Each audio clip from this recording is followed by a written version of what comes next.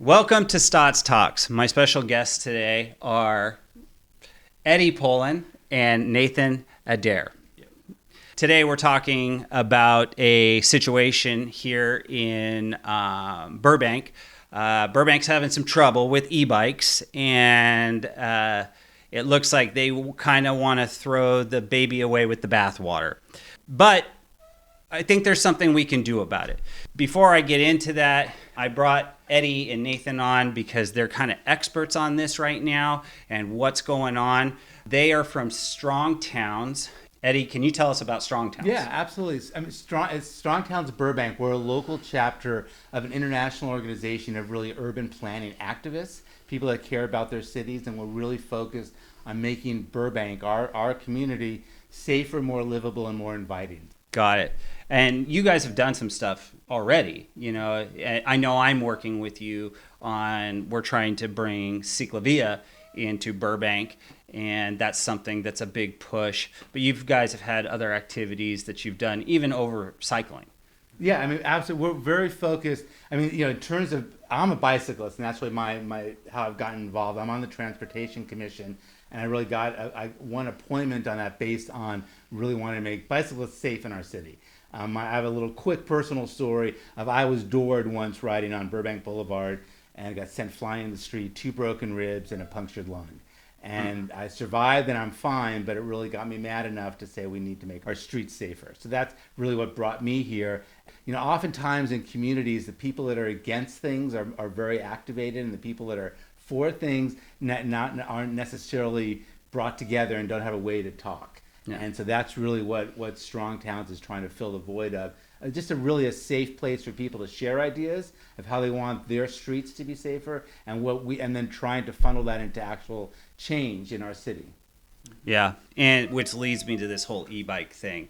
So it's looking like we are running into a lack of education on what e-bikes really are, whether they're motorcycles, whether they're transportation, what's going on with them, or even just recreation. So I know, Nathan, you put together a beautiful video here just recently, and you guys may have seen it already. We will be posting it if it's not posted already by the time this views. But you know, it's talking about this whole thing right now. And I know there's a lot of confusion. The police are involved, city council's involved, Burbank, you know, the big entities involved, and everybody's just kind of getting fed up and saying, we don't even want e-bikes here anymore, so get out. But before we do that, let's educate ourselves. So maybe you can talk about that with us. Yeah, so this all started when the city asked for a formal report on e-bike usage in Burbank. And so that report kind of covers everything about e-bikes. It covers what e-bikes are, it covers what laws currently govern them, and then it also covers what types of collisions they're getting into and the rate that they're increasing at. It has some key gaps, and I'll get to those later, but the first thing to know about this is that it's just the start report. This report by itself, it's pretty innocent. What has us very nervous is that we've been to so many city council meetings, and so we know the type of people that show up there. And it's a whole bunch of people who really, really hate e-bikes. So you can count on the fact that there's going to be probably 5 to 10 people saying, get rid of e-bikes. And lots of people are saying that. What we're trying to do is we're trying to make sure that simultaneously we're flooding city council with comments from all of the people who ride bikes. And I'm saying every type of bike, because in their report, they show that from 2020 to 2024, yes, collisions of e-bikes and e-scooters has gone up. It's gone from 0, because you know they used to not exist, and now I think it was like 6 collisions and 4 on e-bikes and 4 collisions on e-scooters. What they also showed, they kind of did us a favor there. They also showed regular bike collisions. And they say the average from 2020 to 2024 of regular bike collisions was 28. In 2024, it was 40. So that's why we are kind of trying to grab a bunch of people and go to the city and say, hey, look at that data. That shows us that the problem isn't the device people are riding. The problem is the street that people are riding their device on. And I think everyone here has a story about how unsafe the Burbank streets are. So we're just trying to get people to email in and just tell them how unsafe they are. To me, a great outcome here, if we're successful, a great outcome would be that city staff would be directed to look past just the pure collision data and instead look at where these collisions are happening, and then look in all the plans that they have. Because if there's one thing Burbank has just coming out of our ears, it's plans on how to make our city safer. But then we never actually execute the plans. So we want to prioritize one of them and just get it done. Let's get one project done, and let's see what happens with the collision data after that. Right. So when you say email, where can people first off email, and and what are they saying? What would you like these people to be doing? Do you just want them to put their name and say I'm representing this, or how do they go about doing that? So so we set up an email campaign because this is always a struggle that we hear people have, right? Is that they say, I'd love to say something, but I have no idea where to start.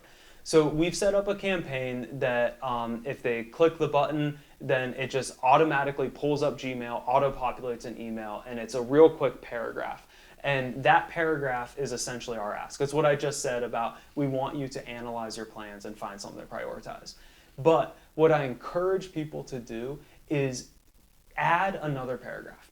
Add something personal to yourself, something about why your bike or your e-bike has become a central part of your life, or add something about the issue that you have with city infrastructure, because then that helps just provide a little bit more validity to it, right? Any bot on the internet can go and just click a link 50 million times, right? We want to make sure they know these are real people behind them sending them. So with real stories.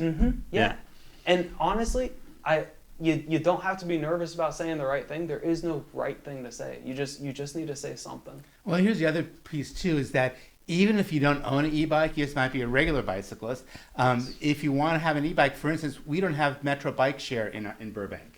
Yes. The rest of the city has e-bikes available for rental, and we don't have it in Burbank. So that's something to write about. So it's really whether you are an avid e-biker or you think you might want to ride an e-bike, or you're just concerned, because the reality is, I think after this last Christmas, I know in my neighborhood there are so many more e-bikes that was the gift this year that a lot of teens got. And we care about safety, and obviously you got to wear a helmet, you got to follow the rules, and obviously we have to regulate as we do. Our streets need to be regulated, but they also need to be safe, and we need to engineer them in a way that allows people to do what they want to do. People want to ride e-bikes. We should be encouraging that as a city because they're environmentally friendly, gets people outside, so many positive things about it. Let's make Burbank an e-bike friendly city. Sure. Maybe I know that Burbank, and you and I had talked about this before, but I know Burbank is concerned about more.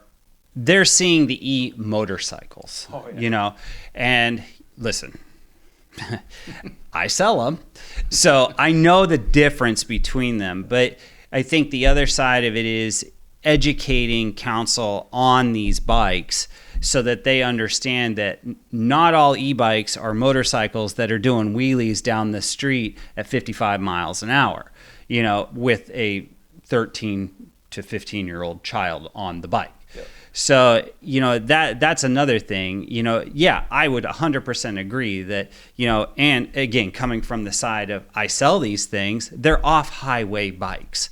They're not meant to be ridden that way. They're not supposed to be calling attention.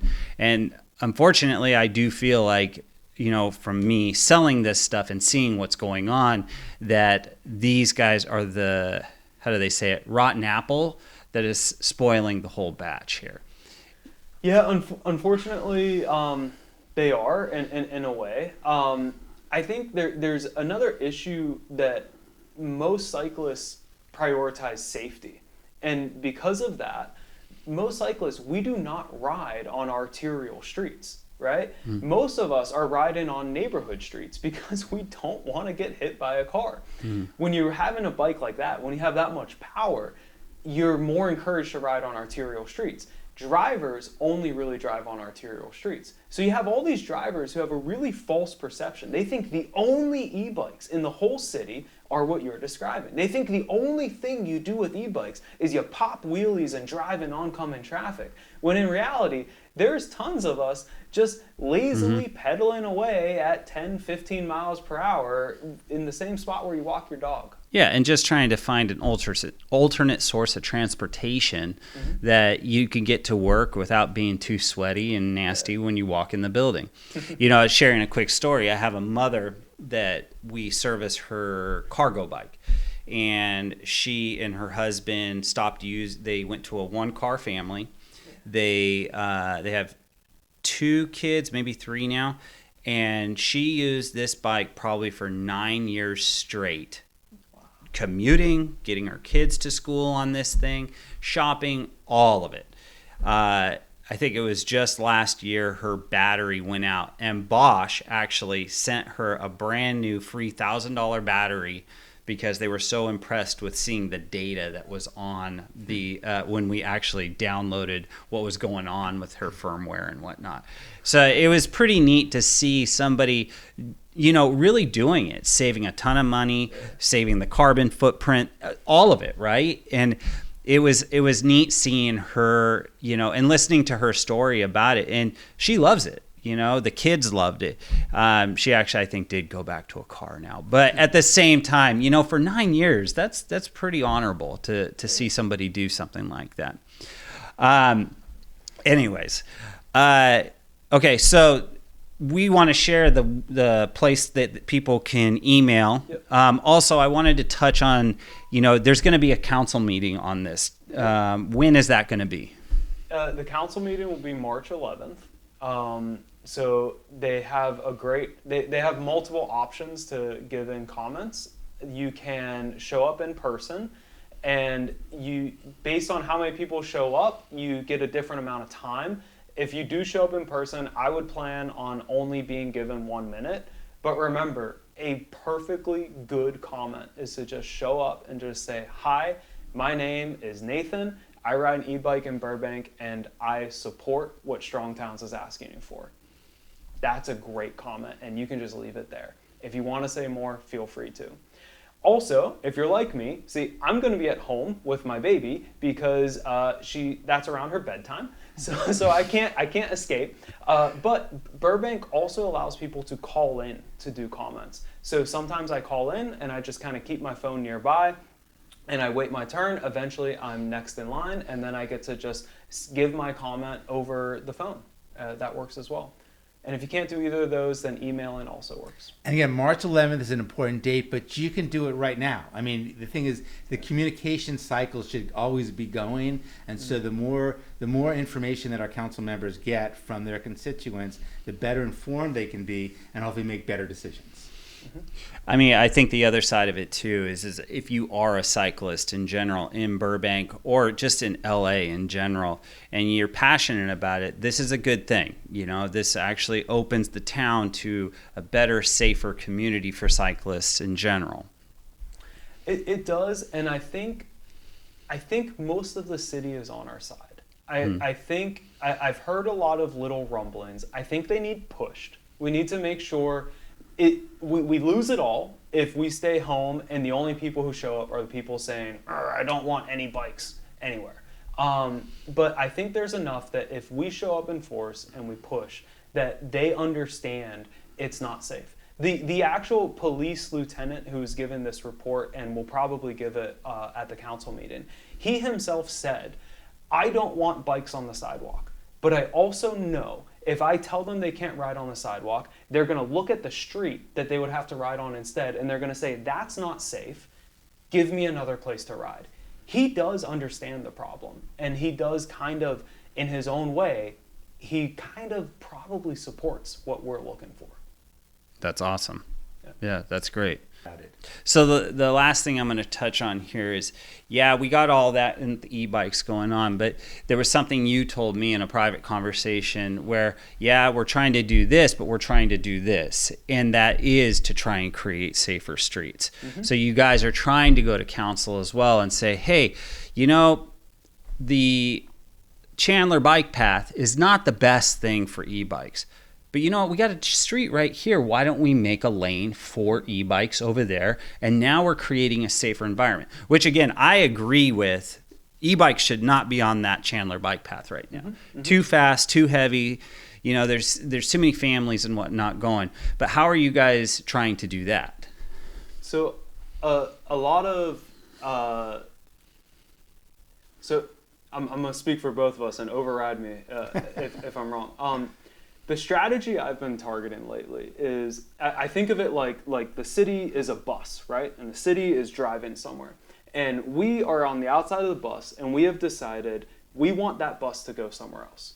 Now you have two options. One option is that you can run alongside the bus, and you can just keep hitting it, and hit it over and over and over again. Technically, you can change the direction of the bus by doing that, but it is going to require a ton of effort, and you're going to hurt yourself. Or you can get on the bus, you can sit in a seat, and you can say, how about that turn? Do you want to take that one? How about that turn? Do you want to take that one? So what we're doing is we're monitoring just the bejesus out of everything that the city's doing. We're monitoring all the commissions, all the reports, all of the meetings, everything. And we're just watching for what is it that the city already wants to work on. And when they decide to work on something, we're just trying to show up and say, hey, if you could do it just a little bit safer, here's how you would do that. So we just slowly but surely, we just start nudging things over, and we start showing them. There's a huge group of people in here who really care about pedestrian safety and bike safety, and the more that they take those actions, the more that they'll be able to win. And the city's committed. There's a plan called the Complete Streets Plan, and that is part of the general plan of Burbank, with a goal of making streets safe and accessible for everyone that wants to use them. So we have that long-term goal of where we want to go, but what Nathan's talking about is, you know, we want to get there today.